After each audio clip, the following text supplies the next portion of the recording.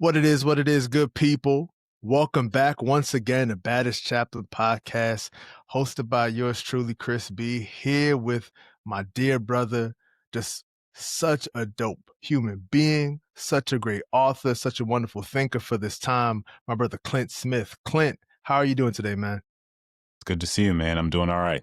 Now, it's a joy to see you as well, for sure, for sure. So, I just want to kick us off, just really grounding us and just talking about presence. So, what has been capturing your attention lately? There's just such a time of sensory overload. So much is happening in the world.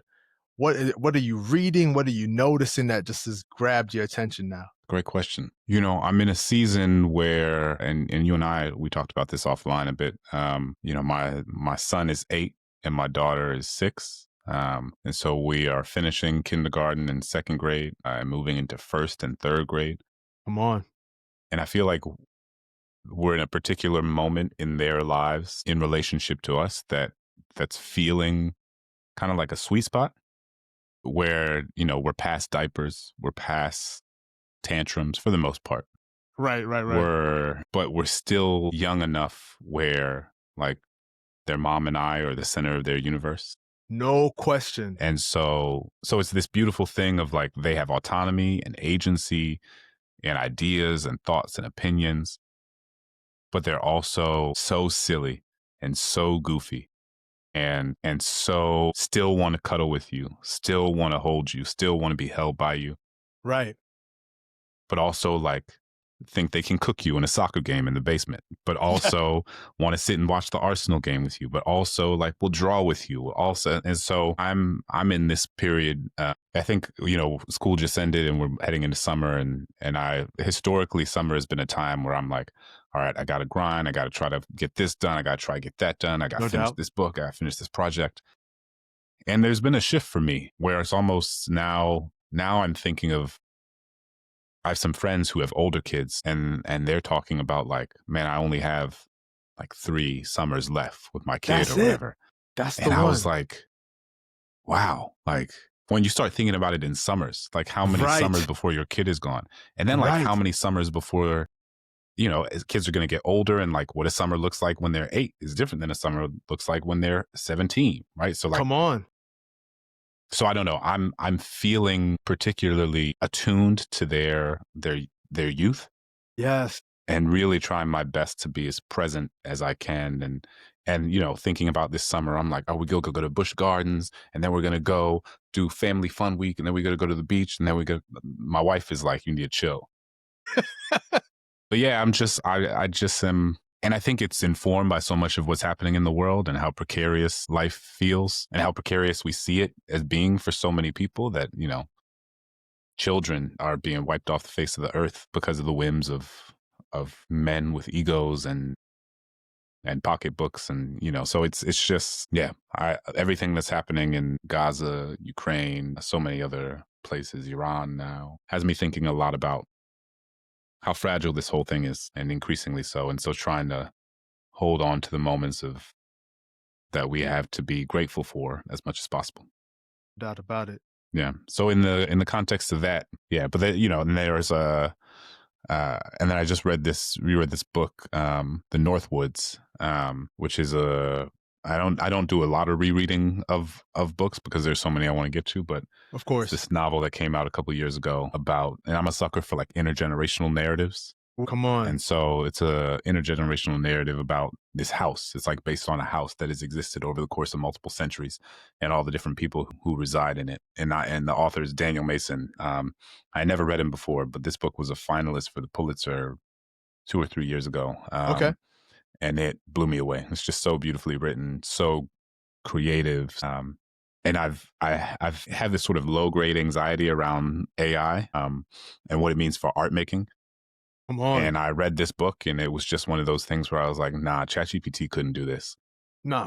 And I think I needed that because I think I felt the more we talk about like super intelligence and, Right. what computers are going to be able to do and not do in the future, I think it was helpful for me to read something that was like, no, there's still some things only humans can do. That's it.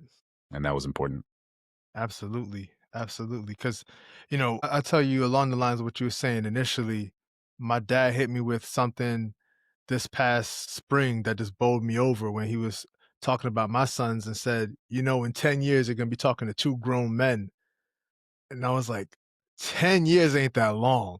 Not at all. Because Like, yours, you got a 10-year-old, right? yeah, I have a 10-year-old now and I have an 8-year-old as well.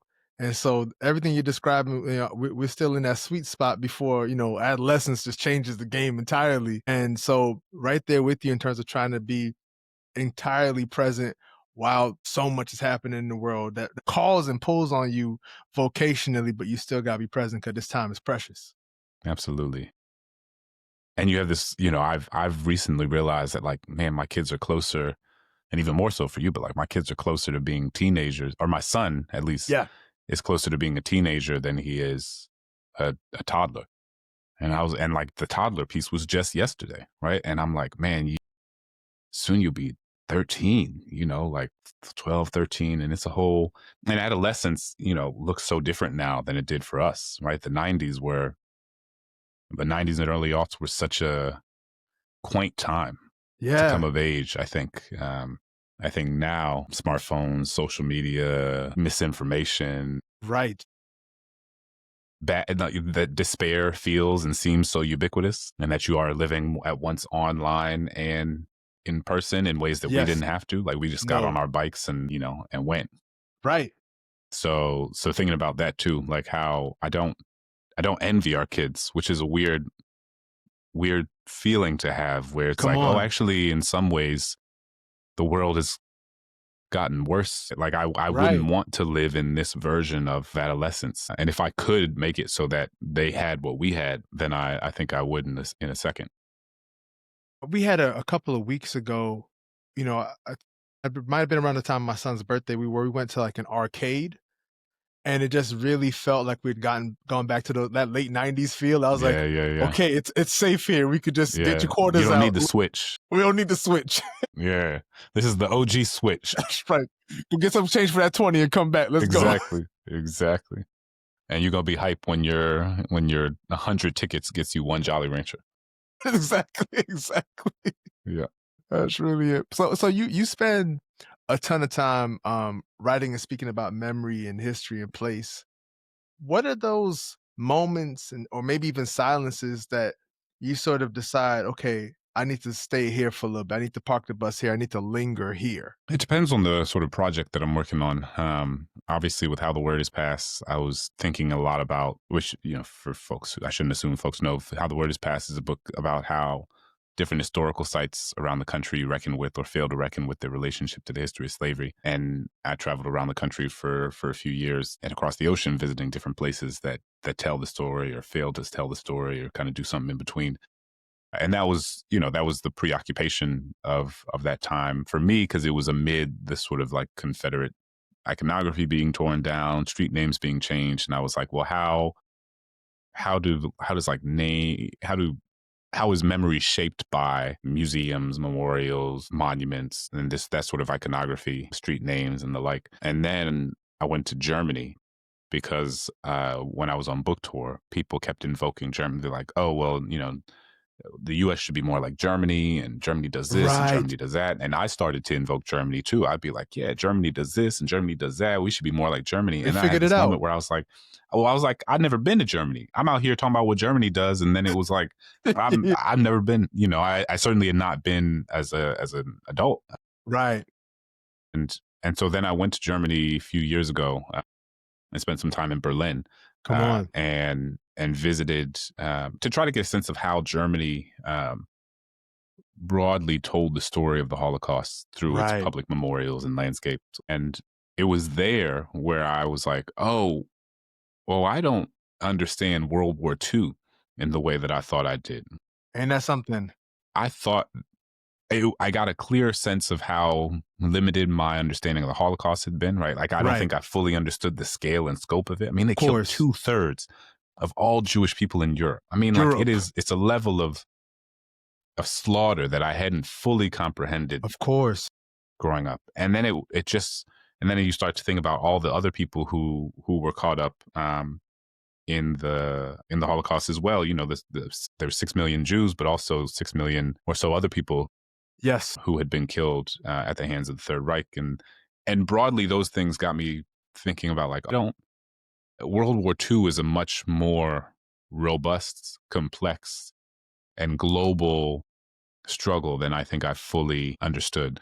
for And sure. so that's when I decided I wanted to spend some more time thinking about that period of history and how memory shows up there, right? Because I was like, the only stories I know about World War II are like the Tom Hanks and Steven Spielberg Right. versions, where it was, Saving Private Ryan, Band of That's Brothers, right. and those are part of the story, but Absolutely. they're only a part of the story, right? Like they're not the Exactly. whole story. And so in the US, thinking about like, well, what have I learned or not learned about Japanese American incarceration? Mhm. What have I learned or not learned about Navajo code talkers Right. abroad, atomic bomb survivors in Nagasaki, comfort women in South Korea, the stories of the Nazis who fled Europe to go to Argentina and hide out in South America after the war. All of these different parts of the narrative that weren't familiar for me, and the I like memory as an entry point because it tells you both about the past and the present, right? Like you get a sense of what the history is, but also like how we make sense of the history today. Because so much of history is interpretation, and you realize that different people interpret the same set of events in fundamentally different ways, oftentimes. And it's funny, going around to these different places. Like you go to Japan and you spend time in Tokyo or Nagasaki or Hiroshima, and the way that they tell the story about World War II is in many ways understandably, but also fundamentally different than the story Yeah. that you hear here in the US, given that they were our adversaries and the way they Right. understand what their young men were fighting for is worthy of examination in a way to give us a clearer and more robust sense of what the story of World War II was. So that's what I've spent the last few years working on, this book, Just Beneath the Soil, which is about World War II memory. And in between, I've done stuff on how we remember the Rwandan genocide 30 years later. I've done stuff on how we remember like how Canada tells the story of enslavement through the lens of Wow. folks like Josiah Henson. And Yes. now a lot of my work is thinking about memory in the context of this current administration. Right. And what does it look like to preserve memory in the face of to preserve a robust, complex, and holistic understanding of American history in the face of an administration that is just so explicitly antagonistic Right. toward that history? Yes. Just thinking about I thought about you when I saw, uh, Trump, renaming so many of those bases and just thinking about your work. I was like, "No, I didn't expect him to read your book." Right? But it's just like the way but the way in which it was just like, "Oh, wow." Like, the mythology is just right back. Because at Mm, the time, How the Word Was Passed came out, it felt like part of a huge shift. I got caught up 5 years ago and thinking like, "This is it. We're really going to, mm, like, make a turn," and it felt mhm. so hopeful for me in the midst of just a very chaotic time, and it's so saddening and frustrating to be 5 years later and be like, "Wow, we just went right back to regularly scheduled programming." Yeah, I mean, Yeah. it almost feels like it's strange, it is at once the case that I think there can be this narrative of like, oh, we were supposed to have this reckoning and there was this backlash, but like actually there was never a reckoning and nothing happened. I don't know that it's correct to say that like that nothing meaningfully changed. I think that there are millions of people across the country now who understand the history of this country and who understand race and racism in fundamentally different ways than they did 10 years ago, than they did 5 years ago with the murder of George Floyd. Right. And I don't think you can put that back in a bottle, right? Like, I think there are so many people who understand, for example, racism, not just as something that's interpersonal, but something that's systemic, something that's structural, Absolutely. Absolutely. something that is informed by policy, by legislation, by history. And that is a meaningful shift from, we were being nostalgic about our childhoods, but also in that Mhm. time, like the way people talk about race was so reductive, right? Like it was so, I mean, we didn't have within our community and beyond the community. And I think we have a much more robust and sophisticated language with which to understand our own history and to understand the way that our history fits into the sort of broader context of this country. And it's also true that there has been such an intense backlash that in some regards it feels like we are further back than we were 5 years ago because Yes. of the level of venom Right. and vitriol. And, you know, like if we're thinking about 2020 as a turn, like in 2018, a DEI wasn't being attacked in the way that it Right. is, or affirmative action hadn't been dismantled in the way that it had been, or, Yeah, yeah, yeah. you know, or like the language of woke as Yes. being derogatory, like a Yes. derogatory term, right? Being the sort Right. of thoughtfulness around systemic analyses of Mhm. our history and how people's identities shape their outcomes and all of this stuff, you know, that wasn't present. So in some ways, we have gone even further back than we were, but in other ways, there has still been meaningful progress that is important to acknowledge. And so I think it's a sort of both and scenario, but we also know that at every point of American history where there has been a meaningful shift around issues of race and issues Yeah. of America, how we think about American history and how we ask white Americans to tell a different story of themselves, Mhm. there's been backlash. Yeah. That has been the case since since Jamestown, since Yes. Williamsburg, and it is still the case now. I was I remember just, like, reading how the word was passed, and although the book had come out, I had talked to you since the book, had come out, but I'm reading about you traveling to all these different sites, and I'm just praying for you. I know you're okay, but just reading, I'm just like, "Lord, just keep this brother safe," and just thinking about the travels you were on and just the work you were doing in visiting these sites of memory. Like, did you imagine that the book would end up taking on the shape that it does, and you all are, releasing like a version for the youth now? It just did you imagine that this book would have this sort of life while you were visiting all these sites around the country?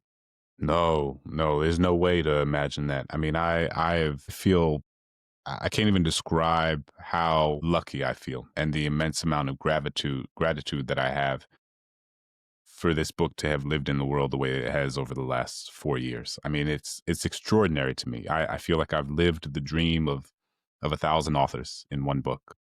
And it is not, there's so many authors who write so many incredible books and that never reach the readership that they deserve, or readership that is commensurate with the level of or the quality of the work.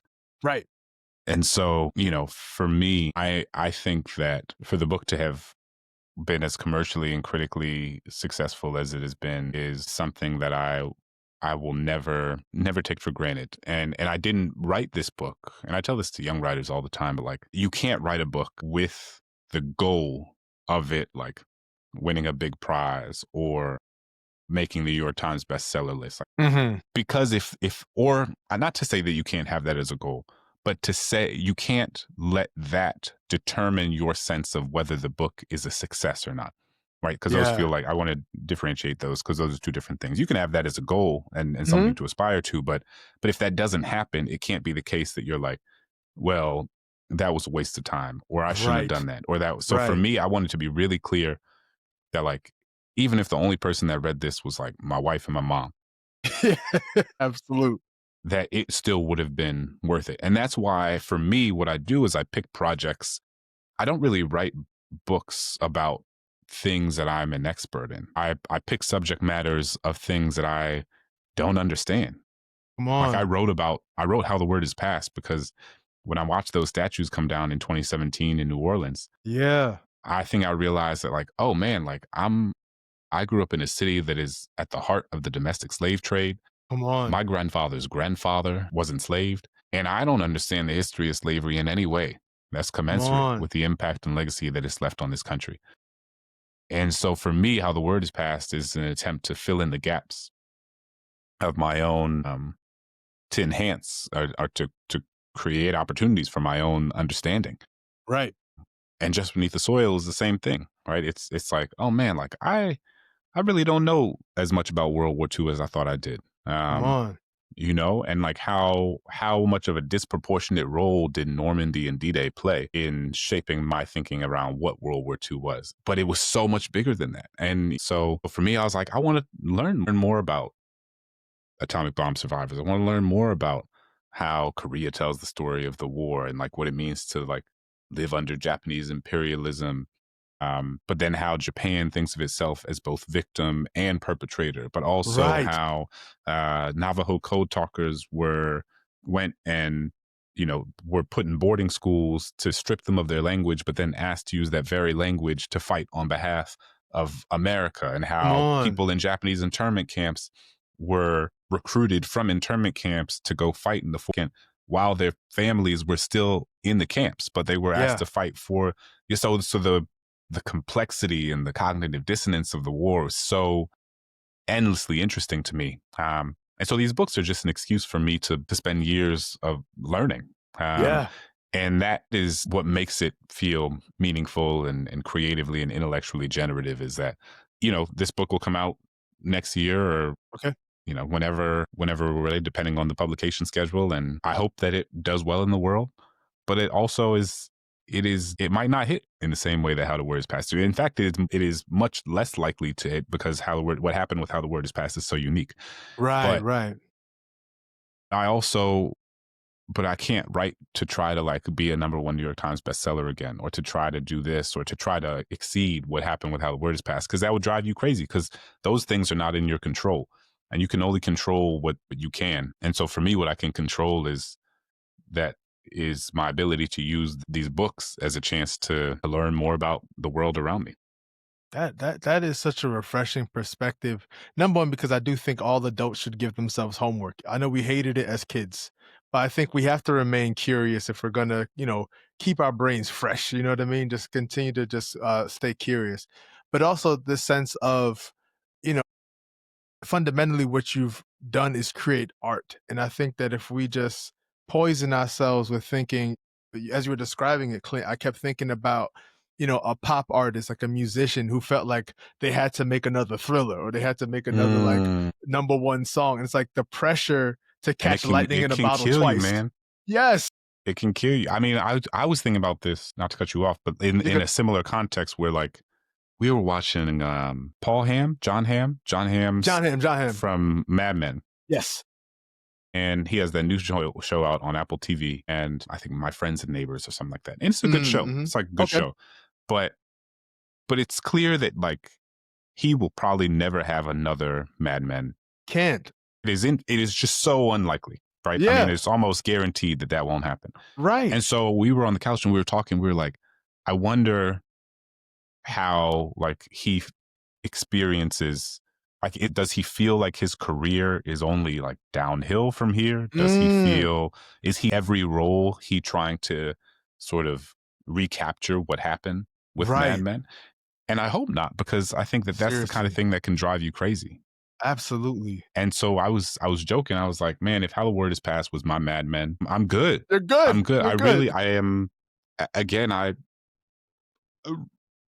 it is the gift that keeps on giving. It is the messages I get about how that book has been taught in schools, Mhm. the emails I get from like Fox News watching grandmas Yeah, who are like, yeah. I never thought about it this way, and this Come book on. changed my perspective. And I don't write these books to change anybody's mind, or to Sure, sure. but when it does, it's, I don't know. I mean, it's such a, I feel so grateful to be in this position, and to have created something that has moved people in the way that it has. Yeah, it's just, you have to. If I spent my whole life trying to exceed the, recapture or exceed the success of that book, I would go crazy, because also so much of the timing of art is tied to a particular moment in time, No right? And question. it is tied to, it's about timing, right? In the Right. same way that, Black Panther, right? When Yes. When Coogler did Black Panther, like that is, or when Black Panther came out, did Coogler Mhm. do the original Black Panther, or He was did, yeah, he the second? He did the yeah, original. he did both. He did both. And so when he did Black Panther, obviously it was, an astounding production, No question. but it also came out at a particular moment, right? Right. Where like our community, but also the country, latched onto it in Yes. a particular sort of way. And Yes. if that movie came out now, in the midst of the intense sort of white backlash, Yeah. like maybe it hits in a different sort of way, right? It But hits in maybe a not. different way. So much of what makes art what it is the, you hope to create work that is timeless, but Yes. also there's something to be said for when it sort of launches itself into the world. What is transpiring in that world, and is it catalyzing or entering or being part of a sort of ecosystem of discourse Yeah. that propels it in ways that it might not otherwise have been propelled. Absolutely. You talk about work being timeless, and I think that everything it really does depend on the precise time in your life. There are certain projects you would not be able to create because you hadn't lived the certain experiences that you would need for it. So I think about Mhm. your work, for example, with Above Ground, and how you so beautifully talk about navigating fatherhood and just the sort of like everyday awe and joy that your life has granted you in this time.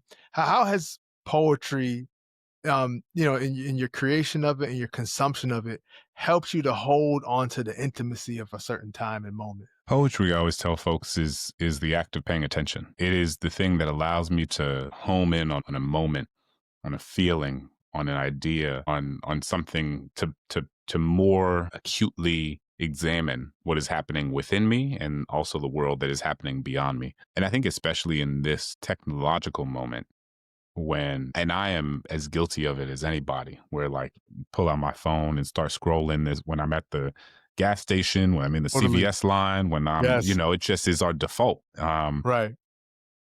And that's still something I'm trying to be intentional about. But what I do know is that poetry is a time when it is probably the thing that makes me feel most in tune with myself. It is the thing that actually gives me space and clarity to examine what I think or feel about something, right? Because Yeah.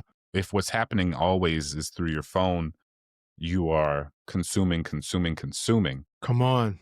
You don't always have the opportunity to synthesize and to analyze and to make sense of like what you think about a thing or Sure. how something made you feel or how it's they can be sort of it's like almost like a meditation practice for me, I right? hear Like that. it's the thing where like there's no headphones on, there's no podcast plan, no audiobook plan, no, it's me in the page. And sometimes Right. ironically it is me on my phone, but For like, sure. but it is in the notes app, like trying Yes. to it is and this is why one of the things that makes me anxious about AI. I mean, so much does. AI is going to be a thing that transforms our world. Already has transformed our world, and I hope that it cures a lot of cancer, and I hope that it makes a greener planet. I hope it can figure out how to solve some of our biggest problems. It also is something that I'm like, man, if everybody starts using this to write, like if writing just becomes actually being able to enter effective prompts Right. so that Right. Claude or ChatGPT or Gemini writes the thing for you. Like Yeah. writing is actually the primary way that I figure out what I think about something. Like I don't No actually often question. know what I feel about an idea or an issue or until I sit down to write about it. I've never been good at pitching essays or stories for to magazines and stuff because I wouldn't actually know what I want to say until the thing is written. And Come so on. writing and thinking are like synonymous for me. Yeah, yeah. So for me, it's just one of those things that I have to, when I sit and write the poem, it is a creative manifestation of me trying to make sense of the world. That makes sense. That makes a ton of sense.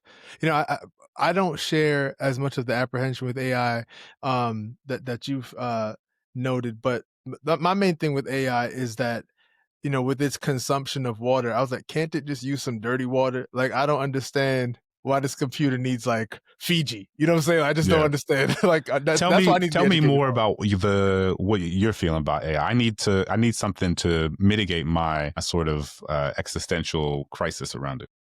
I think my perspective on AI is that people are working too hard and that we need something that makes tasks more efficient. I'm with you in that I get mad when I see people using AI to create art Hmm. because I think we should be restful in creating art. I think that Hmm. us creating like spreadsheets and all these like different things for business and things of that nature are so time consuming, and those are things we should be sort of like delegating to the machines.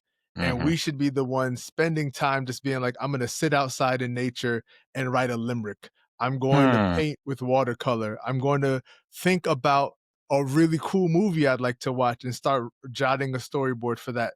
I think if we did that, we'd have a much more restful society. And if we had a society that was better rested and people actually had time for hobbies, they'd be more pleasant with each other. It solves so many Mm. conflicts. So I can see it as like a net Mhm. positive from that side. But because it uses so much water, So much water. I am so scared about that. I just have Most Def New World Water playing in my head on repeat because You're right. It is this thing where the imagery I have where it talks about the need for fresh water, it's just like people pouring bottles. I have this sort of that's the image of like same them thing. at the spot pouring out bottles of That's right. Dasani into the That's feed the right. system. Feed the system. God, Totally. Just going to Costco, just coming back, just exactly. Get the dump them. Evian. That's right. The best. Only the best. Only the best for the computer. Yeah, man. And I'd love for you to, because something I think about is, we both had the joy of being high school English teachers, and I can't imagine doing that now. I think because of AI, it'd be like pencil and paper only. Yo, But Blue Book. Blue Book, straight up Blue Blue Book. Book, man. Yeah. But talk about how your teaching background informs your work still, because I can't shake it. Like I feel like I'm always going to be a teacher, no matter what I'm Man, doing. it's everything. There is no how the word is passed without having been a teacher. There is no, I mean, my whole, so much of the crash course Black American history videos that we made very much directly informed by having been a teacher. I mean, my sensibility is as a person. My sense of like being a teacher was politically changed me, personally changed me. It was I can't imagine who I would be if I had had a different job coming out of college. It was so formative. Um, in helping me understand just the sort of like the archipelago of our social infrastructure, right? And the way that like education and schools are a part of the said archipelago, right? Where Yeah, like you yeah. have all the like the system and this immigration system and the school system and the carceral system and Hmm. the healthcare system and that all of these things sit alongside one another Right. in a way that helped ground me more clearly in the interconnectedness of like the social and political experience and as a result helped me get a clearer sense of or helped inform a desire to understand the history that shaped said systems, right? Right. And said infrastructure. And it just, the sort of like you look around and you begin to realize that the reason one community looks one way and another community looks another way is not because of the people in those communities, but it's because of what has been done to those communities or what has Come been on. extracted from those communities generation after Right. generation after generation. And I learned so much of that on the ground as a teacher. And also it was just fun. Like it was Hmm. just like reading novels with teenagers and sitting in a circle and talking about them was just like I just enjoyed it a lot. Um, and I'm really grateful for that time. Um, and it's funny now, because now it was funny. When I was I started teaching when I was 22, Mm-hmm. and I was teaching, like 15, 16 year olds. Right. Um, and so now I like see them. Like I saw one at like Costco the other day, Yes. and these like grown people. There's like Right. 30-year-old, right? I'm like, this person Exactly. got some like 3 kids. I got, That's it. like, That's it. and they like Mr. Smith, and I'm like, what? Like it's I'm reminded. I'm just like, oh, I was so young when I was doing this, Right. especially teaching high school. Totally. Yeah, the gap in terms of the age gap was felt more robust at the time than it probably actually No was. question. You felt like an adult when you were like 22. I was 23 when I first entered teaching, and I just, I was teaching middle school, so I really felt like these are my kids. I'm like, Mm, they probably just looked at me as a big cousin. Like I was here yeah, trying to be exactly. an authority figure. Exactly. And then when they get mad, they try to call their big cousin on you. And That's you'd be right. like, That's yeah. exactly exactly it. No question, man. But something I've always appreciated about your work is that you have such a wonderful use of both like tenderness and honesty in your work. And I'd love for you to speak about how you navigate this balance between, really, especially when you're talking about like your children or talking about Black children in general. How do you strike this balance between both a protection and honesty? I mean, that's the thing that so many of us wrestle with as Black parents, right? You want your children, I want my children to at once be informed and have a meaningful understanding of the Black American experience, and the black experience of this in this country, and the Black American experience in all of its unique manifestations. The Mhm. Black experience of those who are the descendants of enslaved people, the Black experience of those who immigrated to this country. I mean, like they have both of those because my on my side of the family, my family are the descendants of enslaved people, and my wife's mother is Nigerian. And so, in that context, we're thinking about, the Black experience in a different sort of with different contours. And so, but I want my kids to understand the history of colonialism and Come on. imperialism, and I want them to understand the history of enslavement and chattel slavery and subjugation and Jim Crow and racial apartheid. Right, right. It's very important to me that they understand that because as I didn't as a kid as much as I would have wanted to, and because I didn't, I remember as a kid being inundated with all these messages about all the things that were wrong with Black people from politicians, from the media, from all sorts of sectors. And what happens is when you're inundated with these messages and you don't have the language with which to push back against these Hmm. messages, you begin to internalize them. And Yeah. I remember being a kid and feeling kind of confused, be like, well, I know that what I'm hearing is wrong, but I don't really know how to say that it's wrong. So maybe it's not wrong. Like Right, right. maybe there's some truth. And so there was a sort of intellectual and emotional paralysis that I felt. And it wasn't until later in my life when I read books and journalists and artists and filmmakers and who gave me the framework with which to more effectively understand why this country looked the way that it did and why the Black American experience looked the way that it did, and why there was so much racial inequality. It wasn't until then that I was able to sort of be liberated from that sense of paralysis. And so what I don't want is for my kids to feel that. And I want as much as possible for me to provide the information, the context, the tools so that they Mhm. can be like, again, going back to this idea that, oh, this part of Maryland looks this way and this part of Maryland looks Right. this way because of the history of what has been done or Come not on. done for these Right. groups of people, and not to fall into what would is a very human sort of assumption if you don't have Mhm. information, right? We're like, oh, the people who look like this live like that. The people who look like this live like Right. that. And then you begin to assume that it has something to do with culture or biology or genetics, which is the thing we have to disabuse people of. And so Right. all that's to say, I want to give my kids the tools with which to more effectively understand that history. And I also don't want them to fall into the trap of thinking that our history is singularly defined by violence, Come trauma, and on. exploitation. Right. So I want them to know about that Mhm. history of violence in all of its manifestations, and I also want them to know that their futures are dictated by nothing, are held back and limited by nothing other than their imaginations. And I want them to understand the possibilities of their future and also the expansiveness of their Mhm. past. And how remarkable is it that Black people here in the US and but across the world have been subjected to incessant interpersonal and state Come sanctioned on. violence Come and have on. still contributed to this country and this world in Right. the way that we have. I mean, that is remarkable to me, Truly.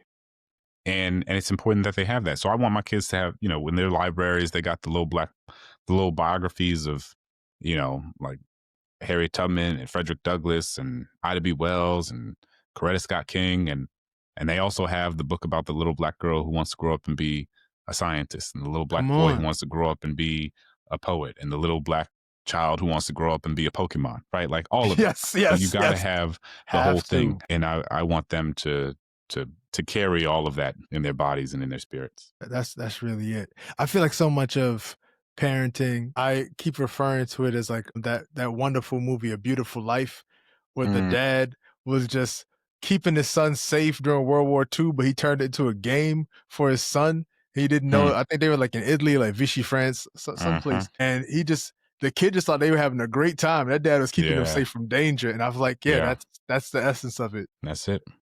That's That's really it. it, man. For sure, for sure. Well, brother, I am so excited for this new book. It comes out in 2026. We're willing to definitely looking forward to that, as well as the young people's version of how the word is passed. I'm really excited to be able to go through that with September my 3rd. sons. September 30th, so right in time for school. That's smart. There we go. Putting that back to Coming school to a book bag. school, coming to a middle school near you. Exactly it. Exactly it. Well, as always, man, just grateful for you, grateful for the work you're doing, and just continue to just keep telling the truth and just being honest and educating us. We're grateful for you, man, for real. I appreciate you, man. It's always good to talk to you. Hey, likewise, likewise. And friends, as always, you can catch this and every other episode at baddestchaplain.com. But also, we're on YouTube, we're on Spotify, Apple Podcasts, any and everywhere you get podcasts. Until next time, keep on being curious, keep on trying to make the world a little bit better than you found it. Take care, everyone. Peace.